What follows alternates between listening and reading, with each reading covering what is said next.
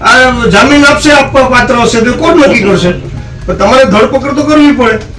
કરવાની જ ધરપકડ. આપણો FIR માં નામ મેં મારી વાત તમને કરી દીધી આપો, હું બી છે. તમને- તમને હું છે ને, તમે 24 કલાક આપું છું, તમે સાહેબ. આજે ને કાલે 2 દિવસ, કાલ સુધીમાં તમે નહીં કરો, પરમ દિવસથી વિધાનસભામાં વાત ઉપડશે. તમે નક્કી કરી લ્યો. મારું નક્કી છે. ધરપકડ કરવાની. મારું નક્કી છે. આપો, મેં તમને પોલીસનો પાવર કીધું, મારે ન કહેવાય. તમારે પોલીસનો પાવર શું કહેવાય? મોટો તમે issue કીધું. છે કે આરોપીના નામ લખાવ્યા ને આપણે કોલું નથી કર્યું. જેટલા નામ લખાવ્યા એટલા લખી નાખ્યા છે. હવે પોલીસ તરીકે અમારી ફરજિયાત છે આરોપીને અટક કરવાની. એ આજ કરશું, કાલ કરશું, કરવાના જ છે. અમારા પ્રયત્નો 100% ચાલુ છે.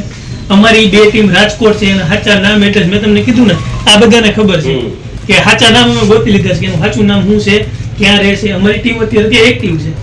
એટલે આ જે ડેડ બોડીની પડ્યું છે અને આપ કયો તો ફેનલ પીએમ ની એવી આપણે કહેશું. હા, એમને કોઈ સલાહ પછી નથી.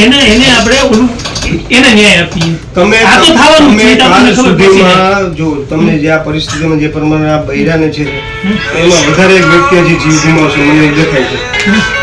નાના બાળકોને છે આ વસ્તુ વધારે બગડે.